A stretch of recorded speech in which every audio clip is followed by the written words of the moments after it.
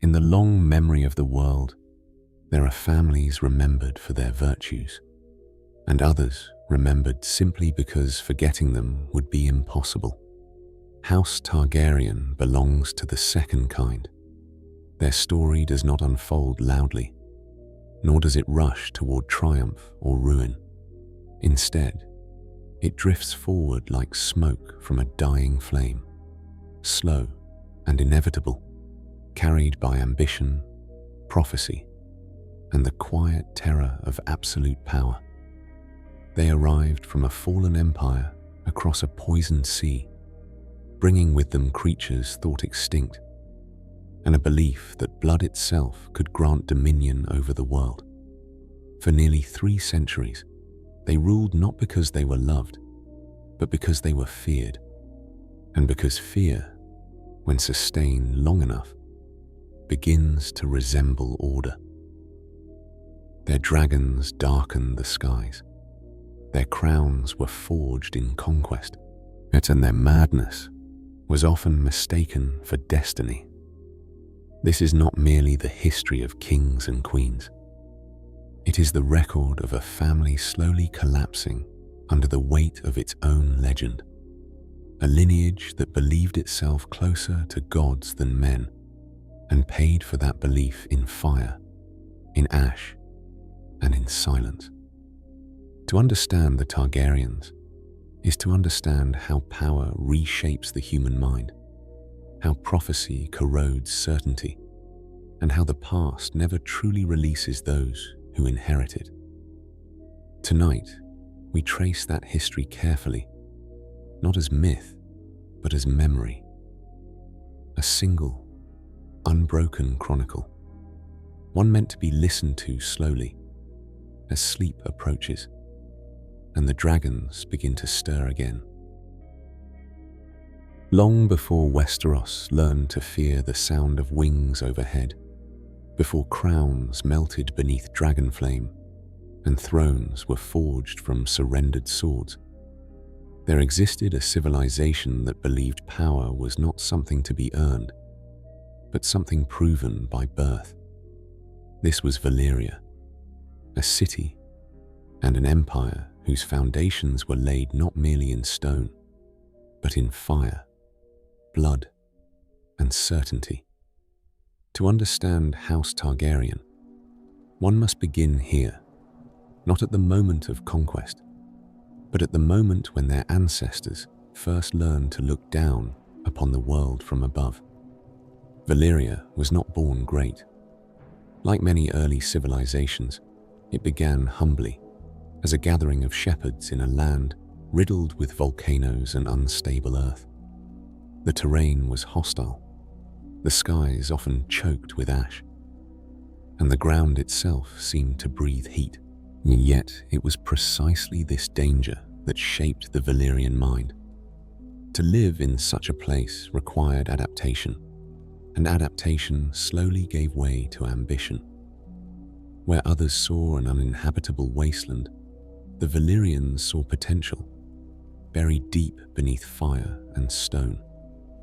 The turning point, remembered dimly through fragmented histories and half-burned texts, was the taming of dragons. Whether this came through sorcery, selective breeding, or some lost art of blood magic is never made fully clear. What is known is that dragons were not merely weapons to the Valyrians. They were proof. Proof that nature itself could be bent, that even the most destructive forces could be mastered by those who dared to claim dominion over them. Once dragons were bound to riders, the world tilted permanently in Valyria's favor. From that moment onward, their power ceased to be abstract. It became visible, measurable, and absolute. A single dragon could reduce armies to ash, cities to memory. 10 dragons could reshape continents.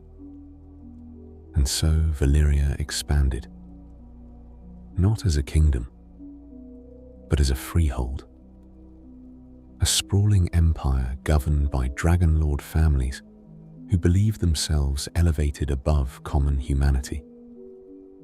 Among these families were the Targaryens, not the greatest of the dragonlords, but fully immersed in the same ideology that defined the Valyrian elite. The Valyrian ruling class did not see itself as cruel. In their own understanding, hierarchy was natural. Some were born to rule, others to serve, and many to suffer. This belief was reinforced by bloodline. Dragonlords practiced rigid endogamy, marrying brother to sister, cousin to cousin, not out of tradition alone, but out of fear. A fear that their blood, which they believed allowed them to bond with dragons, might weaken if diluted. Over time, this practice transformed blood into dogma. Valyrian blood was not merely ancestry, it was destiny. This obsession with blood purity did more than preserve dragon-riding traits. It created isolation. The dragonlords lived apart from the rest of the world, socially and psychologically. Slavery flourished across the freehold, sustained by conquered peoples who built roads, mined resources, and died anonymously to fuel Valyria's prosperity. Entire cultures were reduced to function. To the Valyrian elite, this was not injustice. It was efficiency. The world existed to be shaped, and those with dragons were the ones meant to shape it. Magic permeated every layer of Valyrian life. The forging of Valyrian steel, lighter and stronger than any other metal, required spells now lost to history. Their roads, fused with dragonfire, still endure centuries later. Their architecture rose impossibly high, elegant and terrifying in equal measure. Even governance was entwined with arcane tradition, as power rested with families whose authority was reinforced by both fire and fear. For House Targaryen, this environment formed the earliest contours of their identity. They learned, as all dragonlords did, that dominance was not something to apologize for. If the world burned, it was because it had resisted. If cities fell, it was because they were weak. Mercy was optional, restraint unnecessary. This worldview did not make the Valyrians monsters in their own eyes. It made them caretakers of order, maintaining balance through overwhelming force. Yet there was a flaw buried deep within this certainty. Valyria relied entirely on control of dragons, of magic, of the earth itself. The freehold expanded across Essos, but its heart remained dangerously close to the volcanic region known as the 14 Flames. These mountains, constantly rumbling beneath the city, were both a source of power and a quiet warning. The Valyrians believed they had mastered them, just as they had mastered everything else. History would later suggest that this belief was not merely arrogant, but fatal. Within Valyria, the Targaryens were not the most powerful house. They did not command the largest number of dragons, nor did they dominate the political councils of the freehold. They were respected, secure, and unremarkable by Valyrian standards. However, this relative obscurity would later be mistaken for foresight. At the time, it was simply circumstance.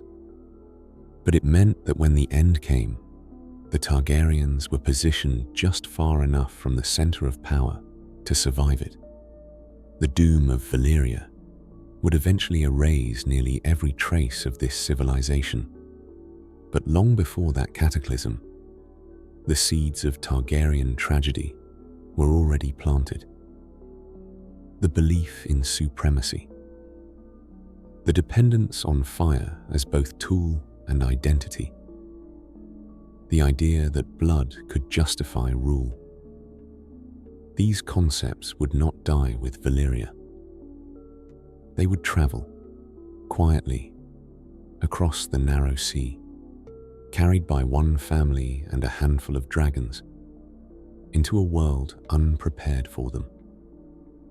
What is important to understand is that the Targaryens did not invent their madness, nor their ambition. They inherited it. Valyria taught them that power was proof of right, that survival validated belief, and that the world existed in tiers, with dragonlords at the top. When Valyria fell, these ideas did not fall with it.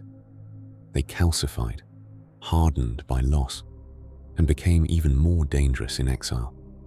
Thus, before the Iron Throne, before Westeros, before conquest or crown, House Targaryen was already formed, not as kings, but as remnants, survivors of a civilization that had burned too brightly and collapsed under the weight of its own certainty.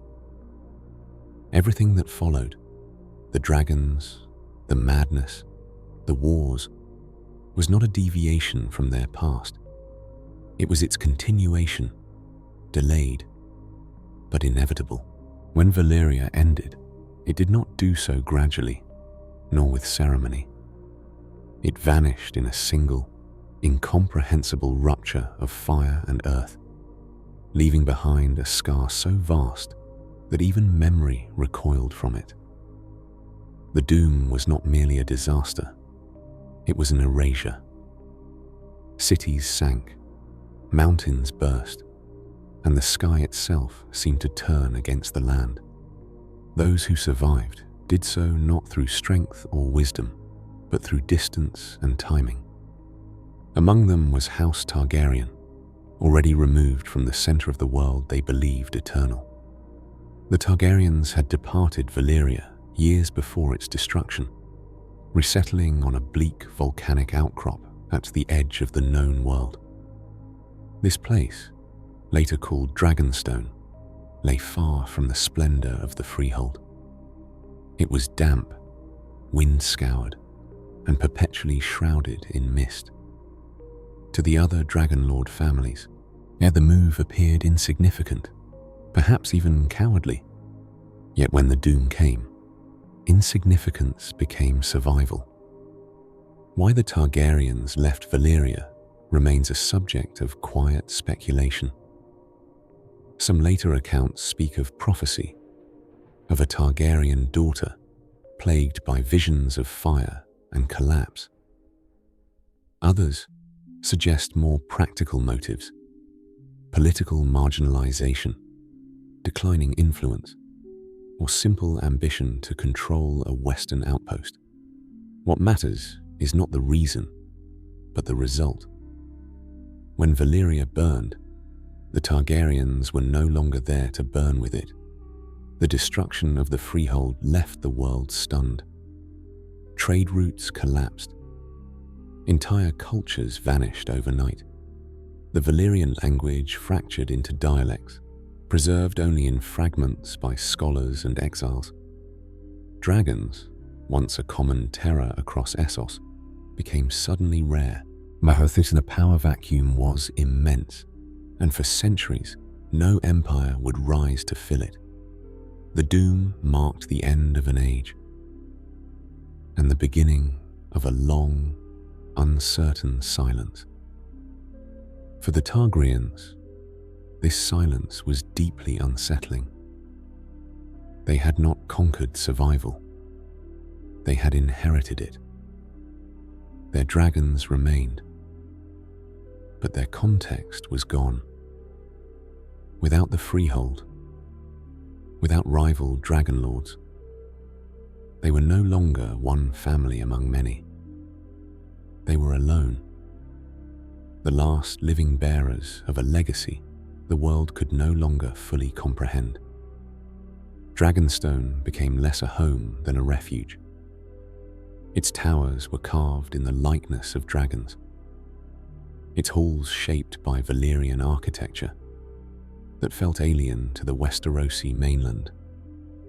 The island's black stone walls absorbed heat during the day and released it slowly at night, giving the fortress an almost living quality.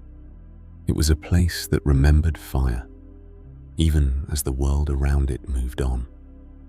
Isolation shaped the Targaryens in subtle but profound ways. In Valyria, their identity had been reinforced by society. On Dragonstone, it echoed only within the family itself. Traditions hardened. Brother continued to marry sister. Valyrian customs were preserved with almost ritualistic devotion. Without a broader culture to dilute or challenge these beliefs, they grew more rigid, more inward-looking. The dragons, too, began to change. Fewer in number, they grew larger in significance. Each hatchling was watched closely, each death felt as an existential loss. Dragons were no longer symbols of shared Valyrian dominance. They were the sole proof that the Targaryens still mattered. Without them, they would become relics. A forgotten house, clinging to a dead empire. Beyond Dragonstone lay Essos, fractured and uncertain in the wake of Valyria's fall. Cities that had once been subject to dragonfire now governed themselves, often brutally. Slavery continued, but without the unifying authority of the freehold, wars became smaller, messier, and more frequent. To the east, the Doom was a wound that never fully healed. To the west, across the narrow sea, another world waited, largely untouched by Valyrian rule. Westeros at this time was divided, ancient, and stubbornly resistant to foreign domination. The Seven Kingdoms were not yet seven, but many, ruled by kings who traced their lineage back to the first men and the Andals. They had heard stories of dragons, but few believed them. To them, the Targaryens were distant curiosities, not a threat. Dragonstone was seen as a strange outpost, and not the seed of conquest. This perception suited the Targaryens. For generations, they remained quiet. They did not attempt expansion. They did not press their claims. Instead, they watched. They studied Westeros, its politics, its geography, its endless cycles of war and alliance. Dragons circled the skies above Dragonstone, rarely venturing far, like thoughts not yet spoken aloud. This period of waiting is often overlooked in later histories, overshadowed by the drama of conquest. Yet it was here that the Targaryens became something new. No longer Valyrian aristocrats among peers, they were a dynasty in waiting. The loss of Valyria stripped away their safety net. There would be no rescue, no reinforcement, no shared legacy to fall back on. If they were to rise again, it would be alone. Survival came with a cost. Yet the Targaryens carried the memory of Valyria like a phantom limb, constantly reminding them of what had been lost. Their dragons linked them to that past, but also trapped them within it. They believed themselves chosen, spared for a reason, though that reason remained undefined. This belief, vague but persistent, would later crystallize into prophecy. Silence does not erase ambition. It refines it. Over generations, the idea took hold that their survival was not accidental. that the gods, or fate, or something older and darker, had preserved them for a purpose. This sense of destined isolation would become a defining trait of House Targaryen. They were not merely waiting, they were being tested. By the time the world began to stir again, by the time one Targaryen would look westward and see not exile but opportunity, the family had already been shaped by loss, by patience, and by the quiet pressure of inherited superiority. The doom had not destroyed them. It had narrowed them, sharpened them, and left them poised at the edge of history. History often presents conquest as an act of ambition, a simple equation of strength imposed upon weakness. Yet for Aegon Targaryen, the decision to cross the narrow sea was shaped by something quieter and far more dangerous than hunger for land. It was shaped by belief. Not belief in victory, which dragons could already guarantee, but belief in necessity. Aegon did not merely want to rule, he believed he had to. Aegon Targaryen was born into the long demons of Dragonstone, generations after the doom, when the memory of Valyria had begun to fossilize into myth. He inherited dragons, certainly, but more importantly, he inherited isolation. The world beyond the island had continued without his family, and that absence gnawed at the Targaryen sense of purpose. Dragons were not meant to circle empty skies. A power unused begins to feel like neglect. Unlike later kings, Aegon was not remembered for madness or cruelty. Contemporary accounts describe him as reserved, distant, almost withdrawn. He spoke little, listened more, and ruled his household with a calm authority that rarely needed reinforcement. This restraint has often been mistaken for benevolence. In truth, it reflected certainty. Aegon did not need to convince others of his right to rule. He had already convinced himself. Central to that conviction was what later generations would call Aegon's dream. According to Targaryen tradition, passed quietly from heir to heir, Aegon foresaw a darkness rising in the far north, a threat not bound by crowns or borders. In this vision, the fractured kingdoms of the world stood no chance alone. Only a united realm, forged under a single ruler, could survive what was coming. Whether this dream was literal prophecy or symbolic rationalization remains unknowable. What matters is that Aegon believed it. This belief transformed conquest from ambition into obligation. If the world needed unity to endure, then resistance was not merely opposition, it was ignorance. In Aegon's mind, fire became a tool of salvation. The destruction that followed was tragic, yes, but necessary. History, when viewed through prophecy, becomes brutally efficient. The choice of target was deliberate. Westeros was divided, its kings entrenched in ancient rivalries that ensured perpetual war. The Seven Kingdoms were culturally rich, but politically brittle. They fought over borders, bloodlines, and pride, unaware of how fragile their independence truly was. To Aegon, this disunity was not a sign of strength. It was a flaw that had to be corrected. Aegon did not arrive alone. He was joined by his sister wives, Visenya and Rhaenys, each mounted on her own dragon. This was not merely a military arrangement, it was symbolic. The Old Valyrian customs persisted, reinforcing the idea that the Targaryens were apart from the world they intended to rule. Their family structure alone sent a message. They would not assimilate. They would impose.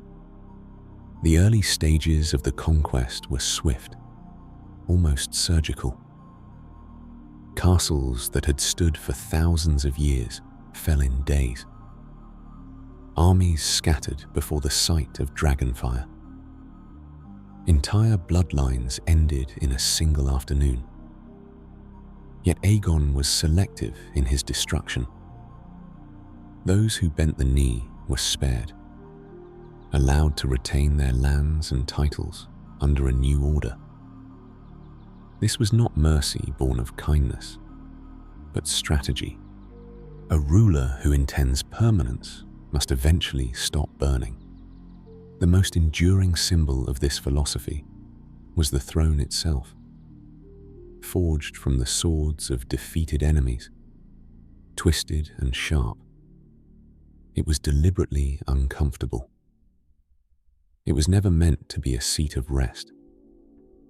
It was a reminder. Rule was not a privilege to be enjoyed, but a burden to be endured. Power, once claimed, demanded constant vigilance. What distinguished Aegon from later conquerors was not the scale of his violence, but its framing. He did not proclaim himself a god, nor did he seek worship. He ruled through law as much as fire, codifying customs, respecting local traditions where possible, and establishing institutions that outlived him. These actions suggest a man thinking not in years, but in centuries.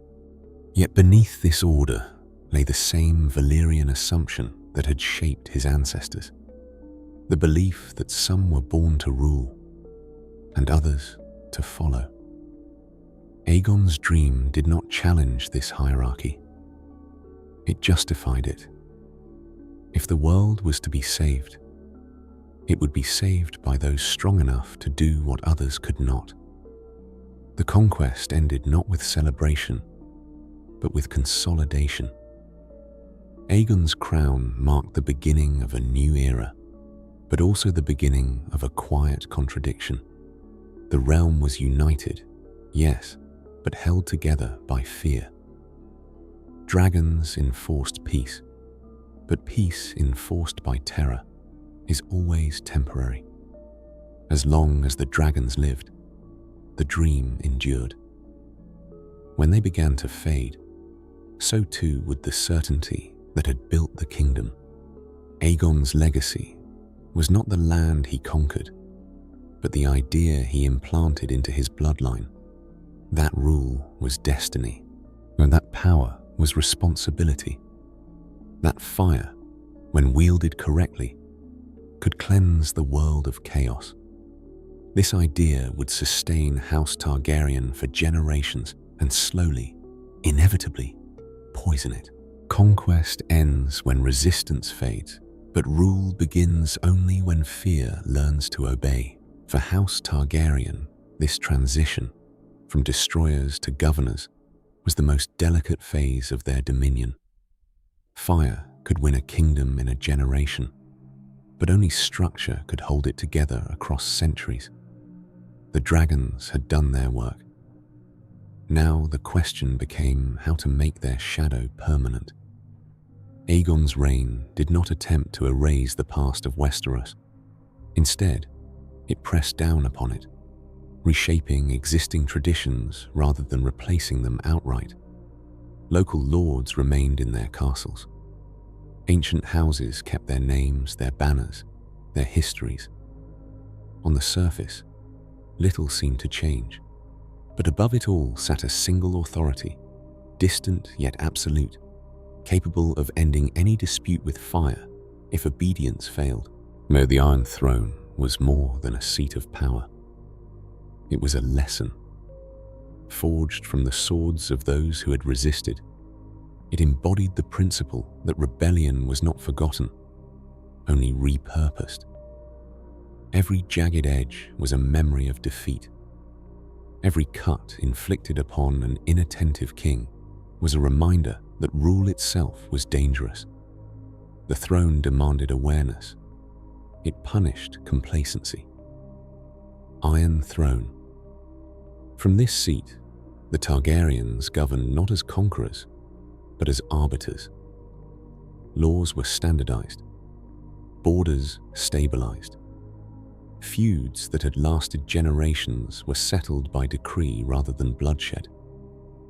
This was the paradox of Targaryen rule: peace enforced by the constant possibility of annihilation. The realm was calmer than it had ever been, yet never truly at ease. Dragons were central to this order. They were not deployed frequently, but their power lay in anticipation. A single flight over a rebellious region often ended conflicts before they began. This restraint was intentional. Fire used too often loses its meaning. Fire used sparingly becomes legend. The early Targaryen kings understood this instinctively. They ruled from above, not only physically, but psychologically. Over time, the presence of dragons reshaped the very concept of law. Justice was no longer negotiated between equal powers. It flowed downward from the throne. The king's word became final, not because it was always wise, but because it was unquestionable. Lords learned to appeal rather than resist. Rebellion became unthinkable, not because it was immoral, but because it was futile. Yet absolute power requires distance. The Targaryens were careful to remain slightly apart from their subjects, that they did not fully assimilate into Westerosi culture. Valyrian customs persisted at court. The practice of incest, unsettling to the faith and nobility alike, continued as a quiet assertion of difference. The message was subtle but clear. The dragon did not belong to the flock. This separation preserved authority, but it also planted resentment. The faith tolerated the Targaryens because dragons made resistance impossible. The lords obeyed because stability benefited them.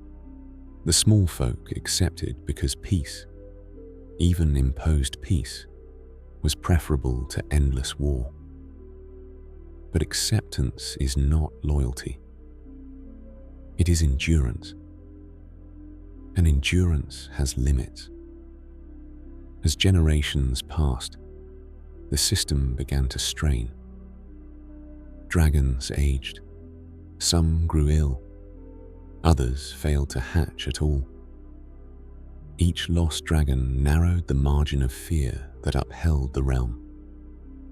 The laws remained, yet the crown endured. But the foundation beneath them quietly eroded.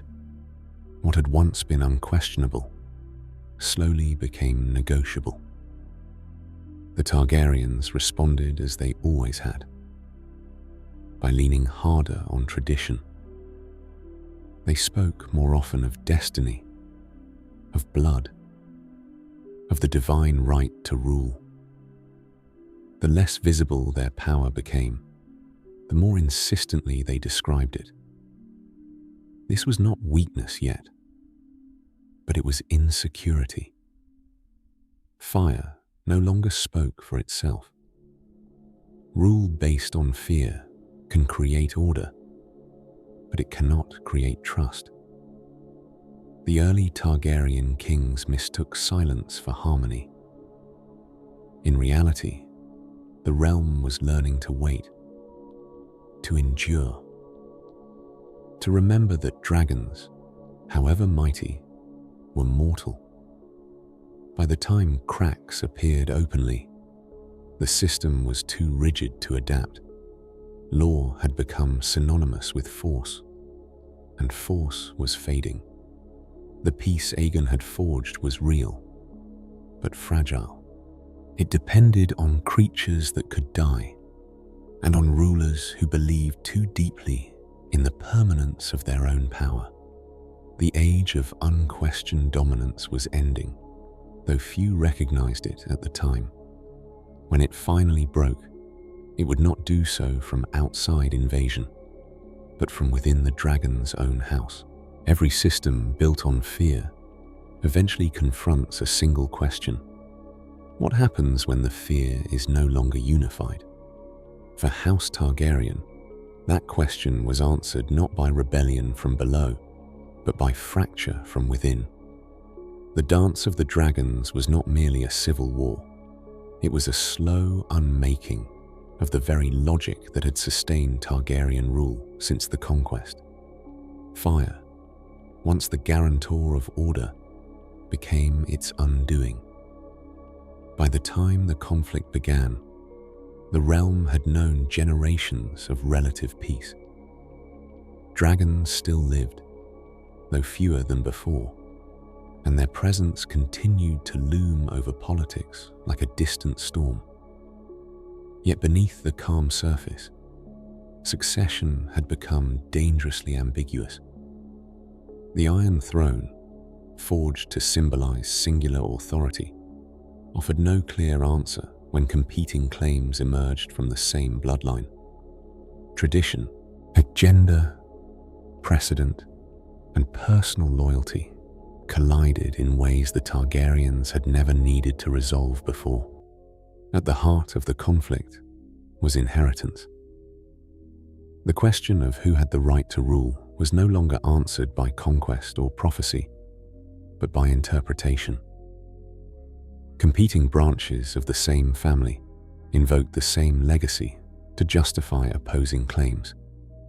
Each side believed itself legitimate, each possessed dragons, and each understood, perhaps more clearly than anyone else in the realm, exactly how destructive those dragons could be. What followed unfolded slowly at first. Declarations were made, alliances formed. Banners were raised not against a foreign enemy, but against kin. The realm watched uneasily as the house that had promised stability began to turn inward. Lords were forced to choose sides, not based on justice or wisdom, but on proximity, advantage, or fear of retribution. Neutrality became impossible. Silence itself was interpreted as opposition. The true horror of the dance lay not in its battles, but in its intimacy. Dragons fought dragons. Riders who shared blood and history met each other in the sky, unleashing fire not upon strangers but upon family. The weapons that had once unified the realm now tore it apart with terrifying efficiency. Each loss was irreversible. Dragons did not return from death.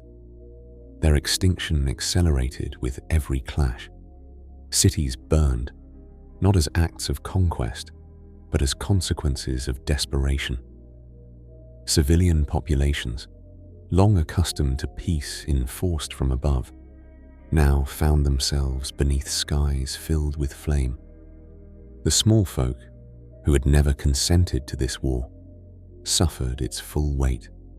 For the first time since Aegon's conquest, dragon fire was no longer controlled. It was chaotic, retaliatory, and personal. Psychologically, the war marked a turning point.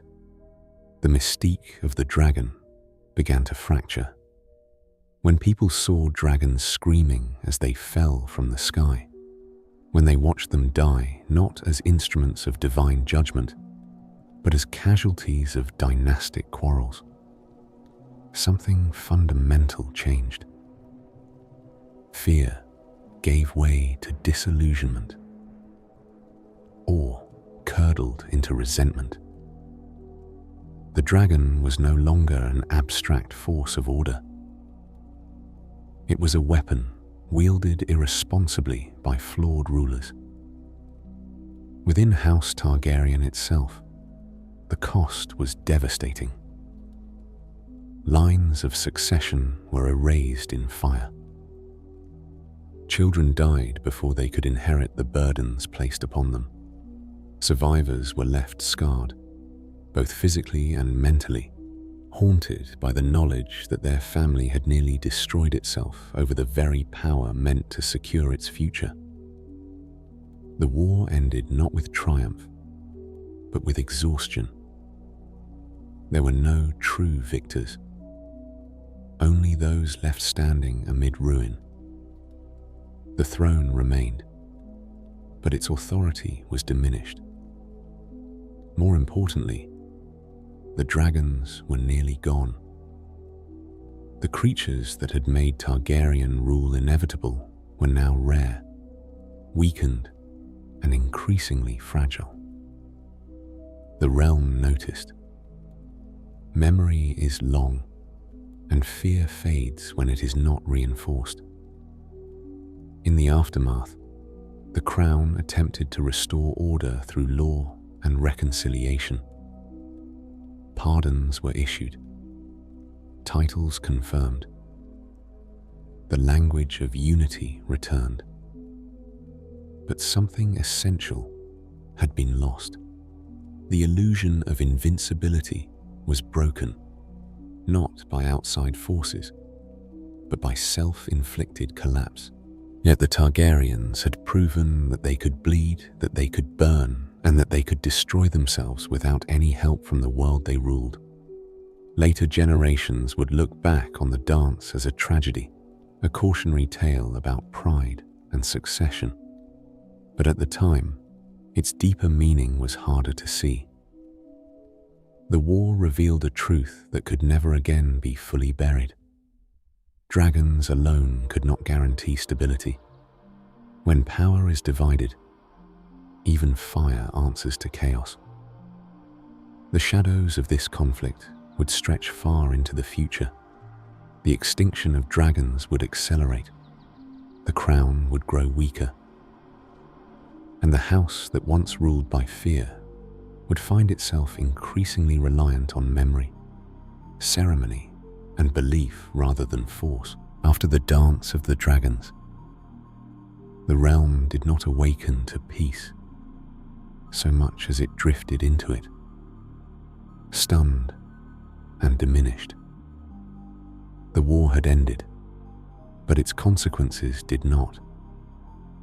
They settled slowly, like ash after a fire, coating every institution the Targaryens had built.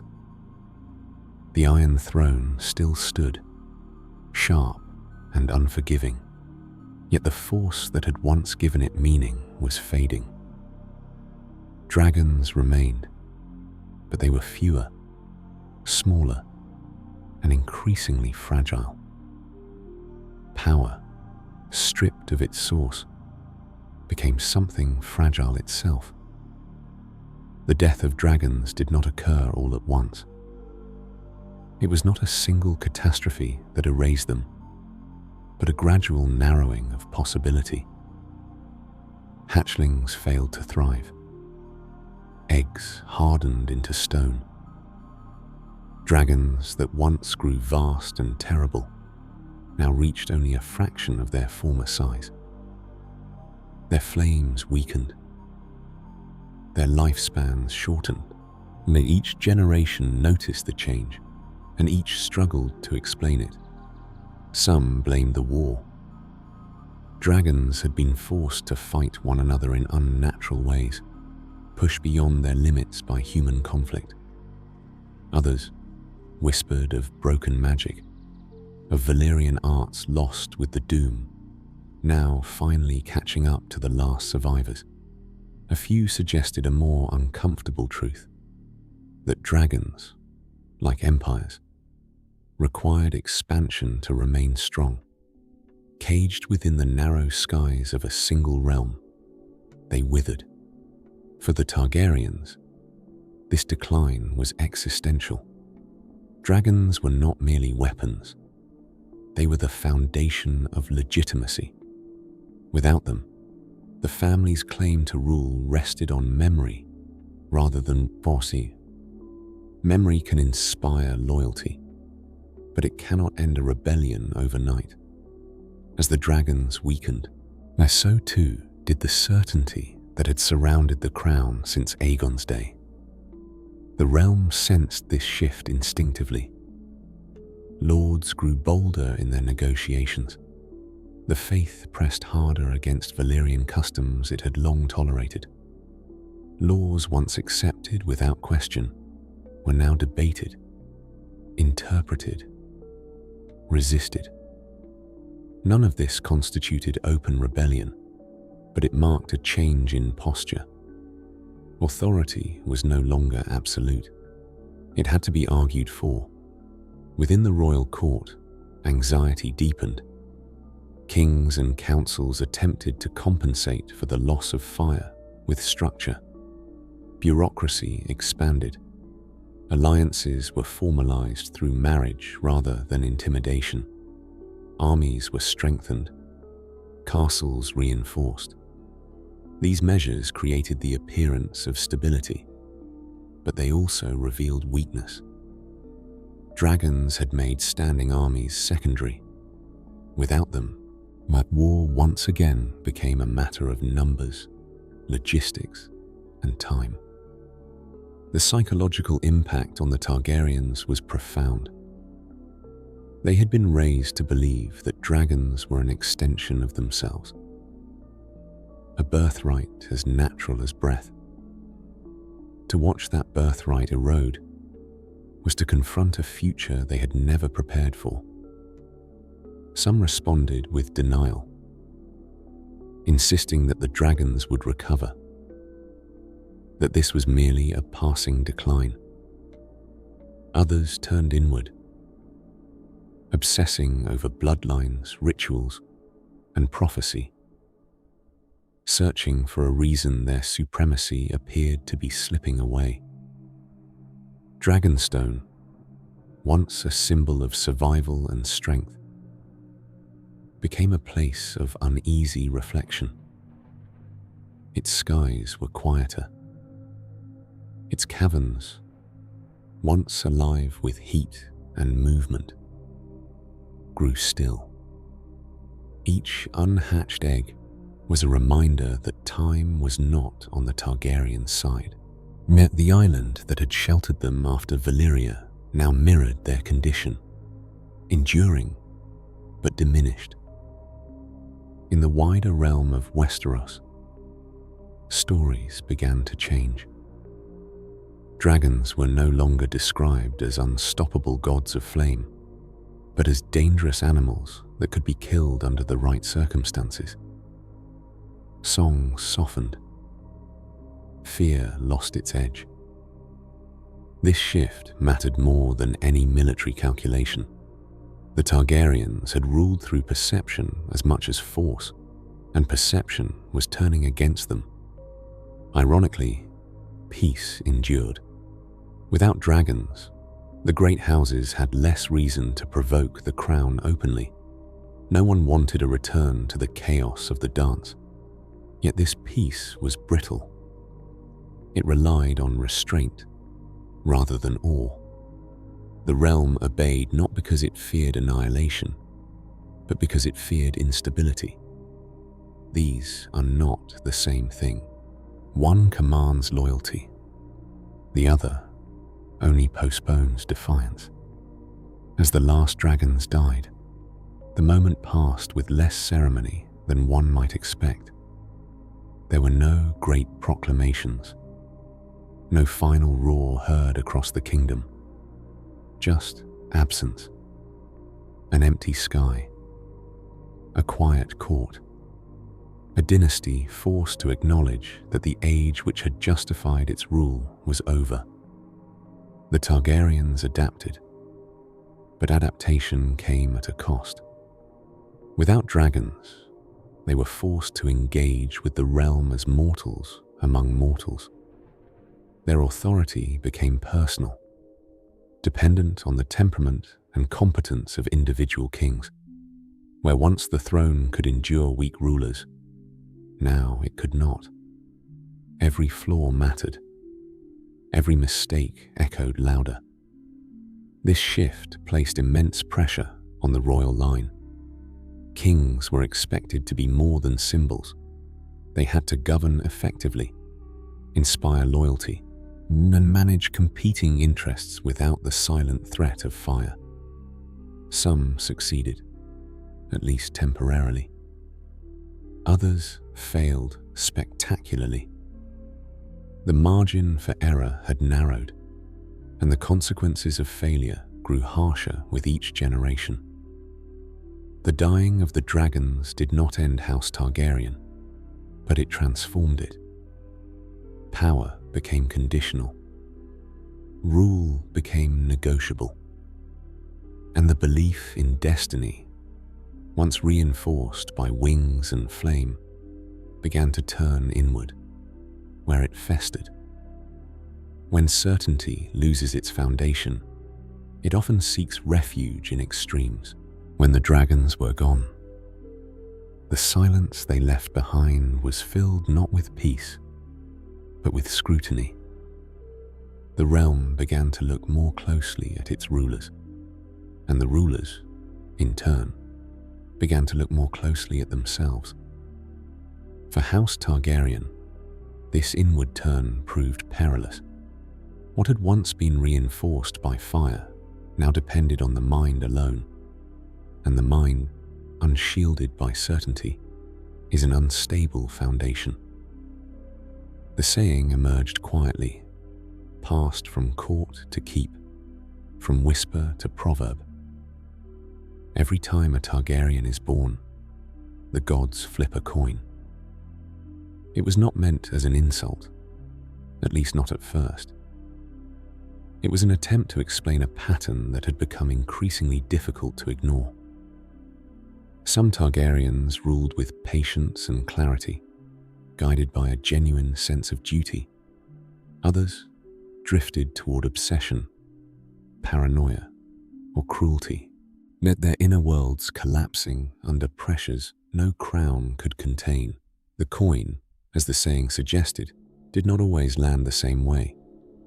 Genetics offered one explanation, though it was never spoken of openly. The practice of intermarriage, preserved from Valyrian custom, had once served a purpose. It protected dragon-riding bloodlines, reinforced identity, and maintained separation from the world. Without dragons, the practice remained, but its justification weakened. What persisted was not power, but repetition. Traits, both noble and destructive, echoed more loudly with each generation. Yet blood alone cannot account for the pattern. Isolation played an equally corrosive role. Targaryen kings ruled from above, even without dragons. They lived surrounded by ceremony, shielded from honest dissent, was taught from birth that they were different, chosen, burdened by destiny. This distance distorted perspective. Ordinary frustrations became existential threats. Personal slights were interpreted as challenges to divine order. Without fear to restrain the realm, fear took root within the ruler. Prophecy, once a guiding belief, became an obsession. Deprived of dragons, some Targaryens clung more tightly to visions and dreams, convinced that meaning still waited just beyond reach. Dreams were catalogued, interpreted, reinterpreted. Signs were sought in weather, in birth omens, in the behavior of animals. The future, uncertain and threatening, was approached not with governance, but with anticipation. This mindset did not produce stability. It produced anxiety. The court adapted to this volatility in quiet ways. Their councils learned to manage moods as much as policy. Advisors became caretakers, moderating impulses, delaying decisions, redirecting focus. When this succeeded, reigns appeared calm. When it failed, damage spread quickly. Without dragons to impose finality, instability lingered, poisoning relationships and eroding trust. The faith and the great houses, once held in check by fear, now exerted greater influence. They watched the throne carefully, gauging temperament as much as legitimacy. A king's mental state became a matter of public concern, though rarely stated outright. Rumors moved faster than armies. A whisper of instability could weaken authority more effectively than any rebellion. The pressure on individual rulers was immense. To rule well meant overcoming not only political challenges, but the weight of expectation, legacy, and scrutiny. To fail meant confirming every doubt the realm harbored about dragonless kings. Each generation inherited not just a crown, but a growing archive of past failures, remembered and compared. The margin for error shrank further. Some Targaryens responded with restraint, deliberately limiting their own power, relying on law and counsel. These reigns were often remembered fondly, though rarely with awe. Others recoiled from limitation, seeing it as betrayal of destiny. For them, compromise felt like erosion. Authority, once absolute, now required negotiation, and negotiation felt like weakness. This divergence deepened the sense of unpredictability surrounding the dynasty. The realm could no longer assume continuity. Each new ruler represented a recalibration of risk. Would this king listen or lash out? Would he build or burn metaphorically, where he could no longer burn literally? The coin flipped again and again, and no one could be certain how it would land. Isolation compounded everything. The Targaryens were never fully Westerosi, yet no longer Valyrian in any meaningful sense. They belonged to a past that no longer existed and ruled a present that increasingly questioned them. This in-between state fostered loneliness. Even surrounded by courtiers, a king could feel profoundly alone, convinced that no one truly understood the burden he carried. Loneliness, when paired with absolute authority, becomes dangerous. It encourages internal narratives unchecked by reality. It invites fixation, grievance, and the gradual rewriting of intention. Many of the dynasty's most troubled rulers did not begin as monsters. They began as isolated figures, as certain of their purpose, increasingly detached from consequence. By this point in the chronicle, the decline was no longer subtle. The loss of dragons had stripped away the illusion that destiny guaranteed success. What remained was human variability, magnified by power and expectation. Greatness and instability, once separate, had become entwined. There are moments in history when hope becomes indistinguishable from desperation. Summerhall was one such moment. It was not conceived as an act of cruelty, nor even of ambition, but as an attempt to restore meaning to a dynasty that felt itself slipping quietly into irrelevance. Where earlier tragedies had been born of rage or paranoia, this one was born of longing.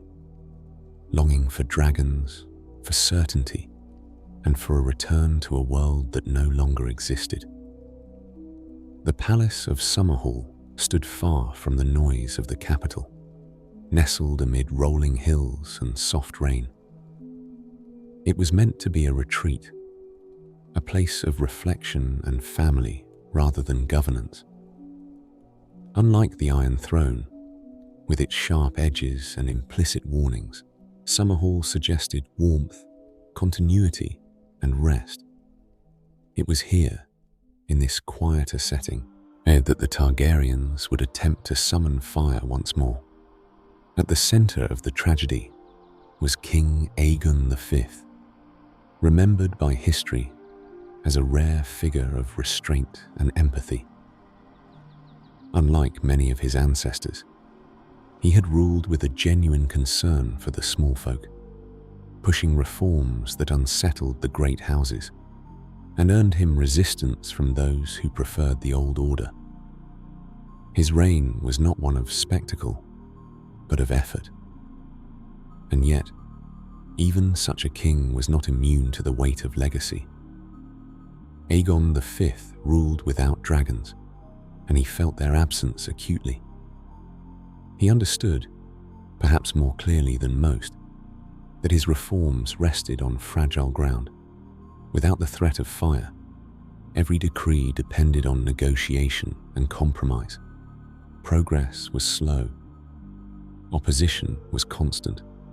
The dream of a unified, just realm felt perpetually deferred. In this climate, where the old prophecies began to whisper again, the belief that dragons could be reborn had never fully vanished. It lingered in Valyrian texts, in half-remembered rituals, in the conviction that magic had not disappeared, only withdrawn. For Aegon, the return of dragons promised more than power. It promised stability, a means to protect the realm, to enforce peace without endless concession. It promised, above all, certainty. Summerhall became the site of this hope because it was private, away from the eyes of the court, away from the strictures of tradition. The king gathered his family and those he trusted. Eggs were brought forth, ancient, inert, symbols rather than creatures.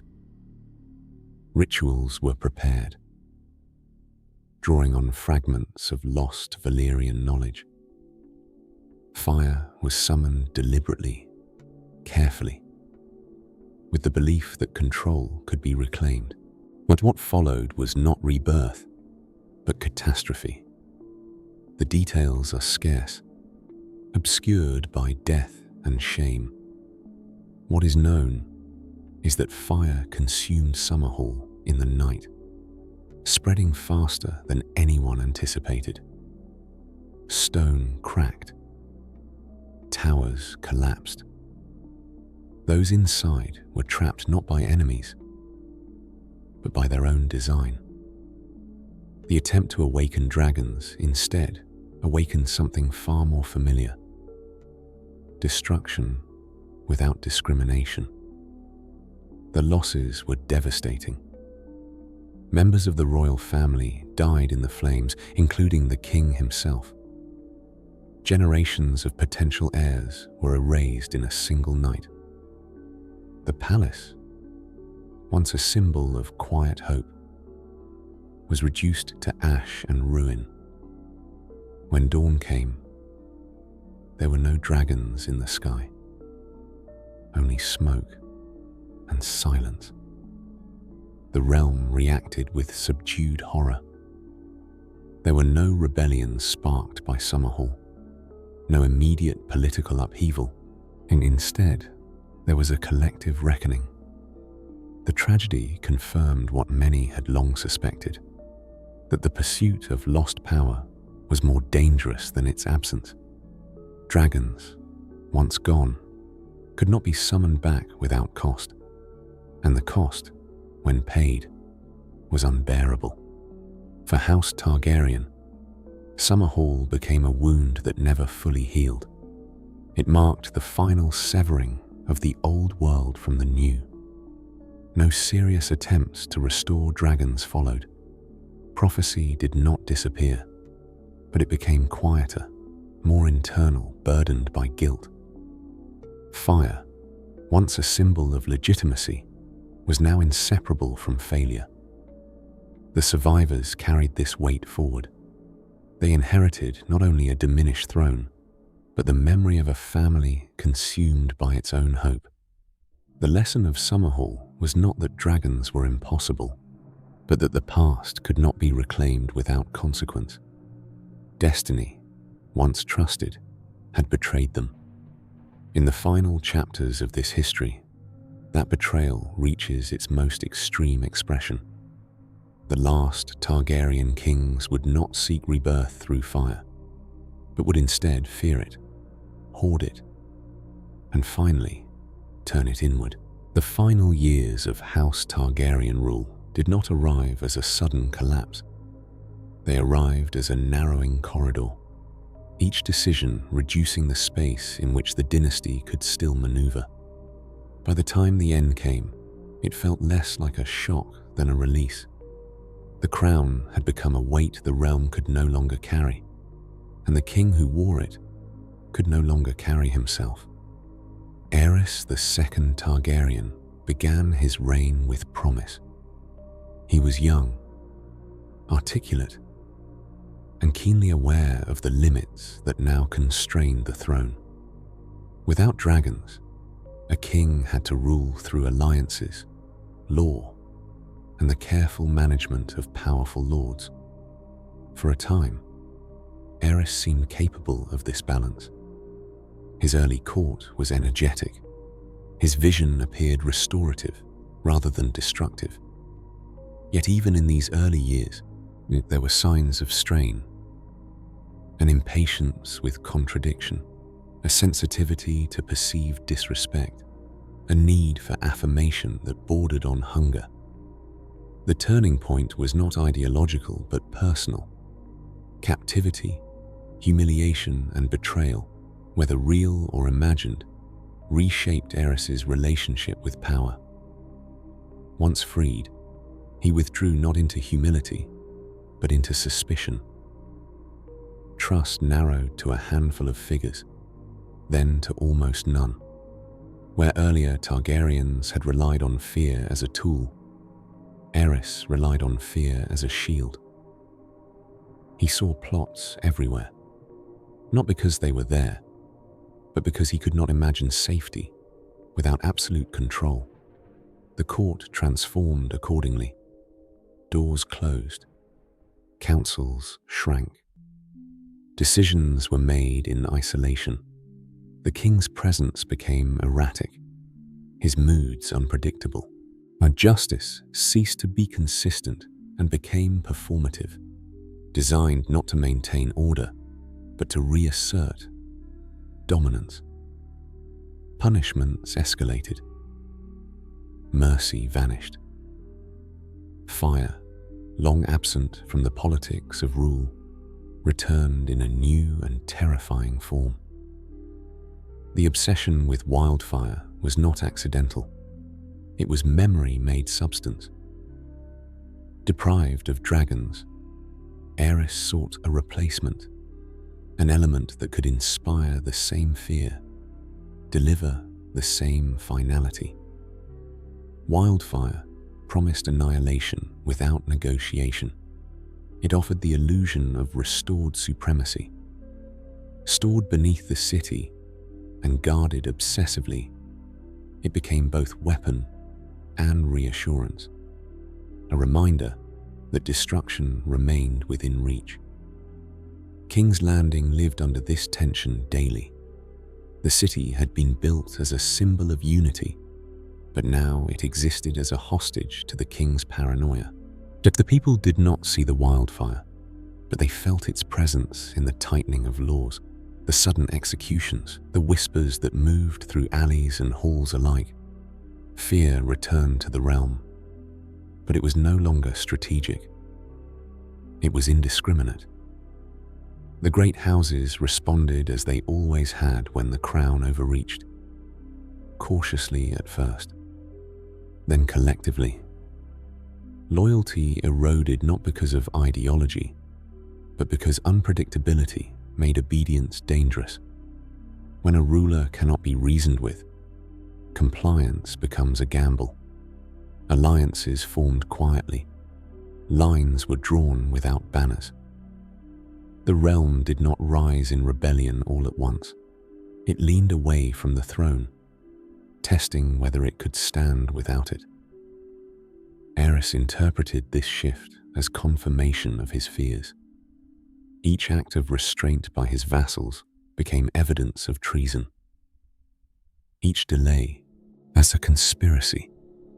His response was escalation. More arrests, more executions, more fire. The logic was circular and inescapable. Fear justified cruelty. Cruelty produced resistance.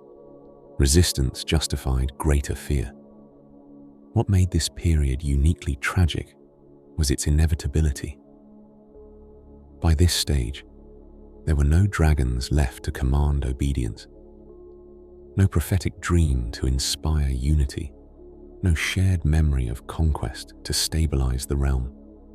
All that remained was a man attempting to rule an empire with terror alone. History had already shown that such rule could not endure. The Targaryens themselves had proven it during the dance. Yet memory offers little protection when fear has replaced reflection. The end came not as a coronation or a decree, but as a reckoning. When the city finally turned against the king, it did so not out of ambition, but out of exhaustion. The choice was no longer between loyalty and rebellion, but between survival and annihilation. The wildfire that Aerys had hoarded as reassurance became the final symbol of his failure. Power amassed without wisdom, destruction prepared without purpose. With his death, the dragon throne did not pass quietly to another of his line. It broke. The rebellion that followed was not merely political, it was historical. 3 centuries of rule ended not with ceremony, but with a door closing. The dynasty that had united the realm through fire was extinguished by its absence. In the aftermath, the Targaryen name lingered like smoke. Exiles carried it across the sea. Stories preserved it in song and warning. The throne remained, but its meaning had changed. Fire had not saved the dynasty. It had consumed it. When a dynasty ends, it does not vanish. It disperses. Its power dissolves into memory, rumor, and unresolved consequence. The fall of House Targaryen left no single replacement for what it had been. Instead, it left a vacuum shaped like fire, an absence that continued to influence the realm long after the last dragonlord lost his crown. In the immediate aftermath, Westeros attempted to steady itself through familiarity. New rulers promised stability without terror, law without flame. The Iron Throne remained, but it was no longer the axis of inevitability. It became a seat that could be challenged, criticized, even ignored. Lords adjusted. The faith recalibrated its authority. The realm learned, slowly and imperfectly, how to exist without the looming certainty of dragonfire. Yet the Targaryens did not truly disappear. They became a story the world could not stop telling. Their name lingered in songs and warnings, invoked to explain both greatness and ruin. Parents frightened children with tales of madness and flame. Scholars debated whether the peace they had enforced had been worth its cost. In this way, the dynasty continued to rule, not through law, but through imagination. Across the narrow sea, in exile, the Targaryen legacy hardened into something purer and more dangerous. Identity without responsibility. Stripped of the burdens of governance, the idea of the dragon became idealized. Fire was no longer associated with burned cities and dead innocents, but with justice denied. and crowns stolen. Loss simplified memory. In exile, the past was not complicated. It was stolen. This transformation mattered because legacy was, when untethered from consequence, becomes combustible. The belief that a throne was taken unjustly invites its reclamation. The belief that destiny was interrupted rather than fulfilled demands correction. In this space between memory and myth, the Targaryen story began to turn inward again, focusing not on what had been done, but on what was owed. The realm itself could not fully escape this shadow. Every crisis was measured against the past. When order failed, some whispered that dragons would have ended it swiftly. When rulers hesitated, comparisons were drawn to kings who never needed permission. Even in rejection, the Targaryens set the standard by which power was judged. Their absence became a constant reference point. Centuries of rule had trained the world to expect solutions delivered from above, but removing that expectation did not erase it. It left behind a longing, sometimes for safety, sometimes for certainty, sometimes simply for an end to complexity. The dragon, as symbol, promised all three. That promise remained seductive. This is why the Targaryen legacy did not conclude with rebellion or exile. It persisted because it addressed a fundamental human desire: the wish for order without ambiguity. Fire is decisive. It leaves no room for debate. In a world increasingly defined by negotiation and compromise, the memory of fire retained its appeal. In time, that memory would find a living vessel in Daenerys Targaryen. Born into exile, raised on stories of stolen glory, she inherited not a kingdom, but an expectation. Her journey would not merely revive the name of Targaryen, when it would test whether the world that had survived dragons was truly finished with them, or whether it had only been waiting. Yet even without her, the truth remains. The Targaryens reshaped history, not because they ruled, but because of how they ruled. They proved that power could impose peace, but not understanding. That destiny could justify action, but not absolve consequence. That fire could unify a realm, and just as easily teach it how to burn. What endures is not the throne, nor the crown, nor even the dragons themselves. What endures is the question they left behind: whether absolute power can ever be wielded without eventually turning inward. The Targaryens believed they were chosen to answer that question.